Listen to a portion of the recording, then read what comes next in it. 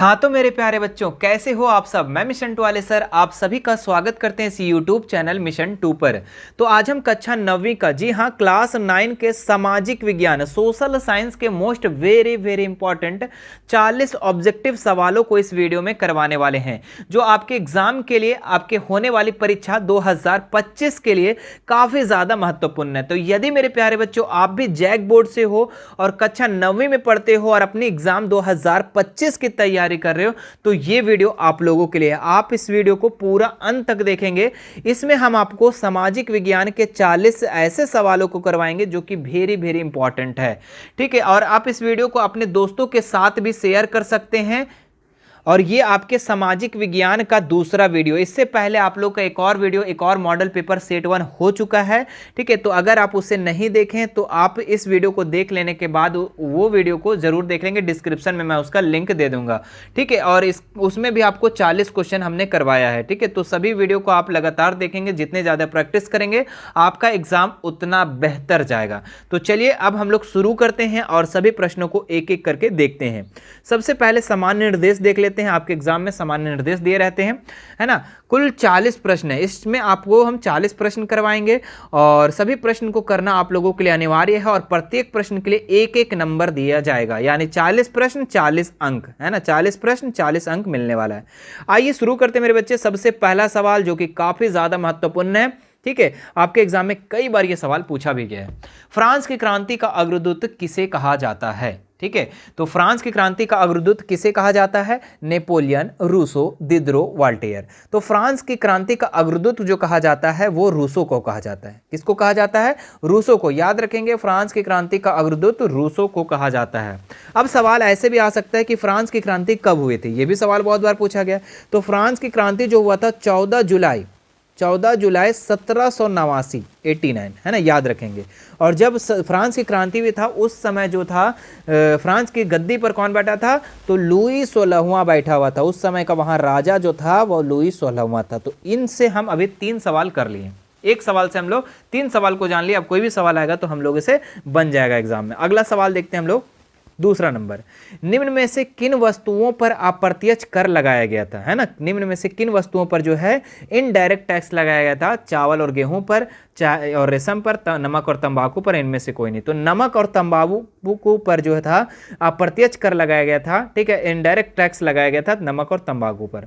आगे बढ़ते हैं हम लोग नेक्स्ट, कि लेनिन ने अपने अप्रैल थेसिस, है ना, अप्रैल थेसिस द्वारा मांगे जो रखी थी उनमें से निम्न में से कौन सी मांग शामिल नहीं थी? है ना, लेनिन जो था वो अप्रैल थेसिस में जो मांग रखा था उसमें कौन सा डिमांड शामिल नहीं था? तो बैंकों का राष्ट्रीयकरण किया जाए, ये तो डिमांड में था, है ना, ये मांग रखा था। उसके बाद युद्ध समाप्त किया जाए, ये भी मांग था।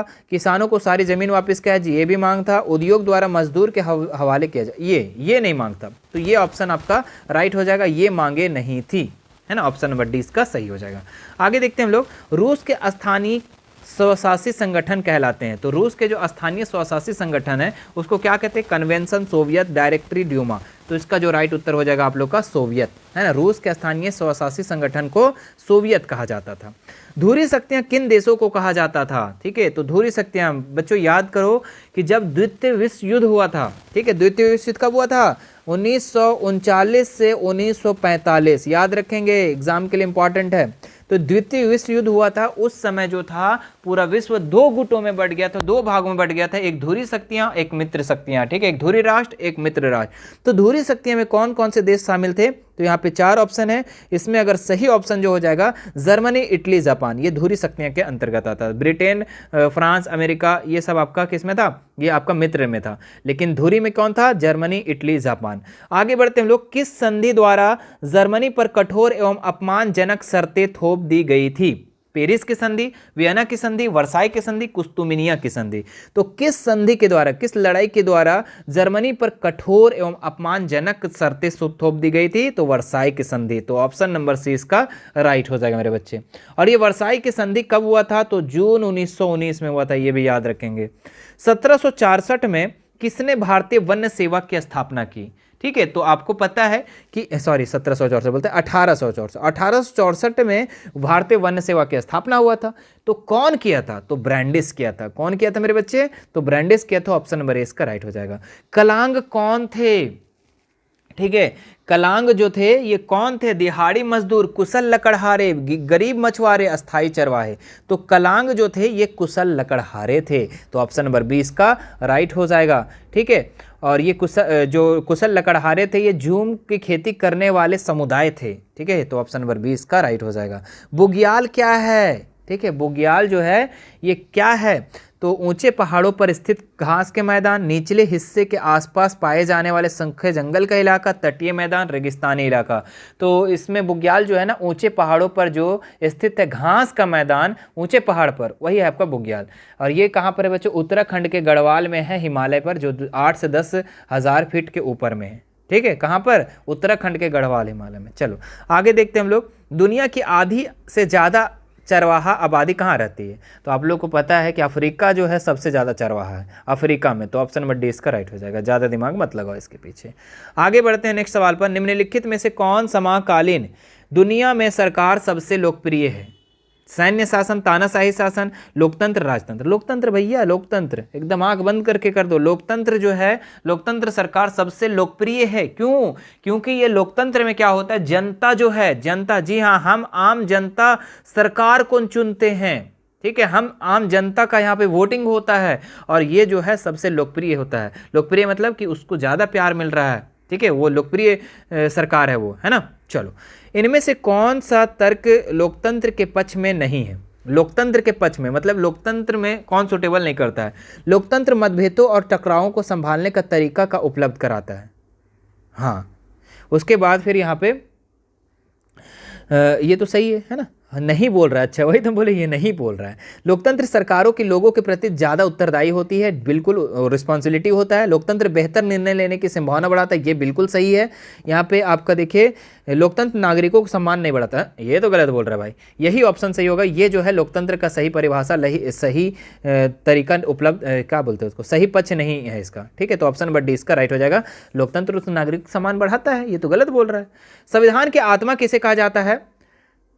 तो संविधान की जो आत्मा जो कहा जाता है, ये किसको कहा जाता है? प्रस्तावना को कहा जाता है। याद रखिएगा, संविधान की आत्मा को प्रस्तावना कहा जाता है ना। संविधान की आत्मा किसे कहते हैं? तो प्रस्तावना को संविधान का आत्मा कहते हैं। ठीक है, और संविधान को बनने में कितना समय लगा था?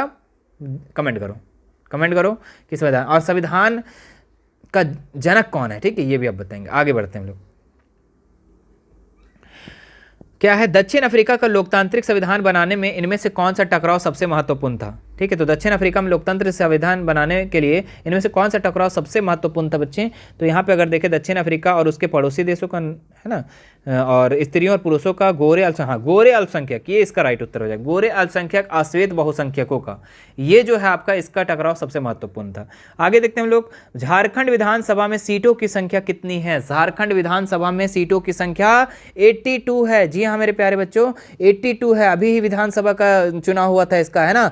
और आप अपने अपने क्षेत्र का विधायक का नाम बताएंगे। ठीक है, अपने अपने क्षेत्र का विधायक का नाम बताएंगे। ठीक है, आप कौन से क्षेत्र से हैं और अपने विधायक का। देखते हैं कितने लोग को याद है कि ऐसा ही बस ऐसा ही, मतलब कि कुछ जानते भी नहीं है। थोड़ा विधायक का नाम बताइए आप लोग, है ना। और विधानसभा में जो सीटों की संख्या है 82 है मेरे बच्चे, जिसमें आपका 81 जो है ये आपका क्या है?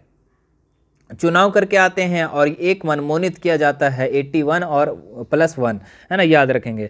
राष्ट्रीय मतदाता दिवस कब मनाया जाता है? राष्ट्रीय मतदाता दिवस जो मनाया जाता है ये 25 जनवरी को मनाया जाता है। जी हाँ मेरे प्यारे बच्चों, 25 जनवरी को मतदाता दिवस मनाया जाता है। वर्तमान समय में भारत के राष्ट्रपति कौन है? चलिए कमेंट करके बताओ। ठीक है, कमेंट करके इसका उत्तर बताओ क्या होगा। वर्तमान भारत के राष्ट्रपति कौन है? चलिए देखते हैं कितने लोग इसमें जानते हैं। थोड़ा वोटिंग के बारे में, है ना, चुनाव के बारे में कितने लोग जानते हैं, इसके बारे में बताएंगे आप लोग, ठीक है। कितने लोग करंट अफेयर से वाकिफ़ हैं। निम्नलिखित में कौन सा भारतीय संसद के 2 सदन हैं? तो ठीक है, क्या कौन कौन सदन? निम्न सदन और उच्च सदन, लोकसभा और राज्यसभा। ऑप्शन नंबर सी इसका राइट हो जाएगा मेरे बच्चे। आगे बढ़ते हैं नेक्स्ट सवाल पे। संगठन और संघ बनाने की स्वतंत्रता किस मौलिक अधिकार के अंतर्गत आता है? समानता का अधिकार, स्वतंत्रता का अधिकार, धार्मिक स्वतंत्रता का अधिकार, और इसका लास्ट जो ऑप्शन है शोषण के खिलाफ अधिकार। तो इसका जो राइट उत्तर हो जाएगा आप लोग का क्या हो जाएगा? स्वतंत्रता का अधिकार, है ना, ऑप्शन नंबर बी।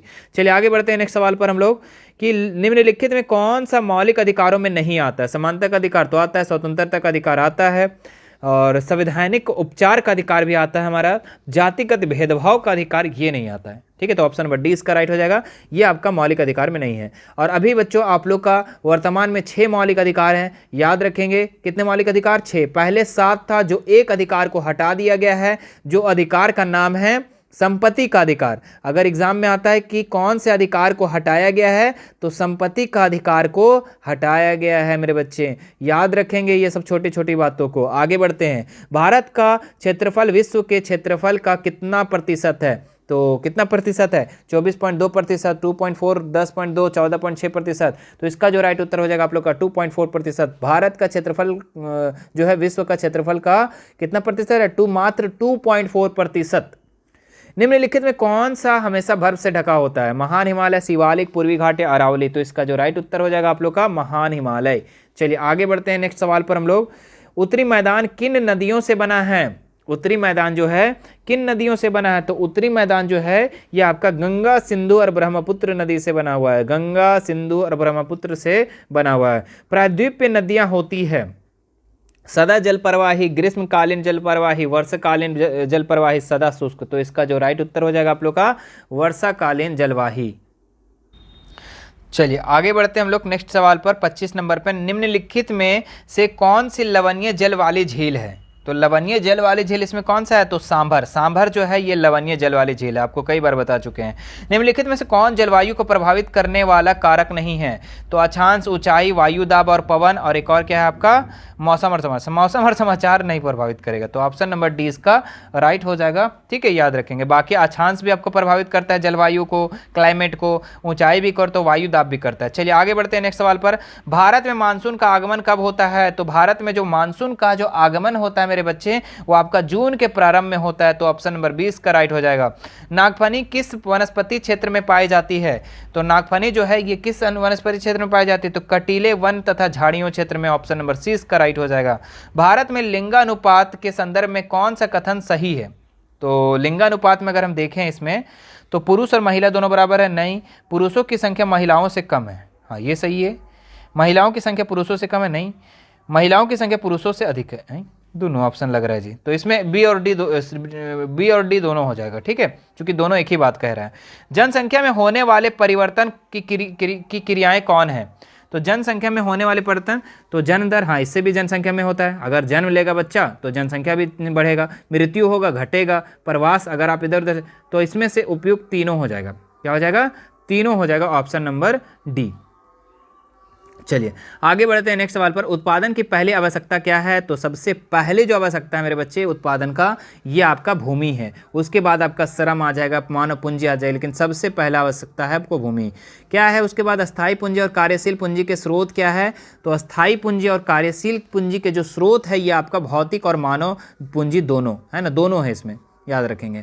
पालमपुर में गैर कृषि क्रियाएं हैं, तो कौन कौन से हैं? तो परिवहन है, बिल्कुल, दुकानदारी है, लघु विपणन। तो उपरोक्त सभी इसका राइट हो जाएगा, ऑप्शन नंबर डी। किस प्रकार की जनसंख्या अर्थव्यवस्था की परिसंपत्ति? परिसंपत्ति यानी साक्षरता, मतलब जो पढ़े लिखे लोग हैं, स्वस्थ जनसंख्या, बिल्कुल, और अस्वस्थ हमारे लिए संपत्ति है, मतलब जो बीमार हुआ है, जो बीमार आदमी है वो हमारे अर्थव्यवस्था के लिए संपत्ति है, नहीं है। कार्यशील जनसंख्या नहीं, तो इसमें option number A he right हो जाएगा, ठीक है, option number A he right हो जाएगा। आगे बढ़ते हैं हम लोग नेक्स्ट। निम्नलिखित में से किनमें निवेश से मानव संसाधन में उच्च प्रतिफल प्राप्त हो सकते हैं? लघु और बृहद उद्योग, परिवहन और संचार, शिक्षा और चिकित्सा, और बैंकिंग और व्यवसाय। तो शिक्षा और चिकित्सा, अगर हम शिक्षा और चिकित्सा अगर देते हैं मेरे बच्चे तो क्या होगा? मानव संसाधन अच्छा होगा हमारा, है ना, उच्च प्रतिफल प्राप्त होगा। उसके बाद आगे बढ़ते हैं हम लोग। विश्व में भारत में डैश निर्धनों सकेंद्रन है। सबसे अधिक, सबसे कम, चीन के बराबर, शून्य। तो इसका जो राइट उत्तर हो जाएगा सबसे अधिक। विश्व में भारत में जो है निर्धनों की संख्या अधिक है। निर्धनता रेखा का निर्धारण करते समय इनमें से किस पर विचार नहीं किया जाता है? निर्धनता रेखा को तो भोजन आवश्यकता, चिकित्सा आवश्यकता, मनोरंजन का भैया। ठीक है, आपको पता है कि निर्धनता रेखा को हम लोग जांचते हैं तो हम लोग क्या देखते हैं? रोटी, कपड़ा, मकान, है ना, रोटी, कपड़ा, मकान। मनोरंजन तो नहीं देखते हैं। अगर बोलेंगे कि नहीं वो हवाई जहाज में नहीं उड़ पा रहा है, वो गरीब है, ऐसा बोलेंगे, मनोरंजन नहीं चलेगा यहाँ पर। ठीक है, तो इसको यहाँ पे इग्नोर किया जाता है। तो ऑप्शन नंबर सी इसका राइट हो जाएगा। अब हम बोलेंगे कि हमको हवाई जहाज में चढ़ना है, कल जाना है दिल्ली, मुंबई, तो ऐसे थोड़ी हो। ठीक है, अब बोलेंगे कि इससे हम गरीब हैं, तो ऐसे थोड़ी होता है। हमारे पास अगर रोटी है, कपड़ा है, मकान है, तो हम गरीब नहीं है भाई। बफर स्टॉक क्या है?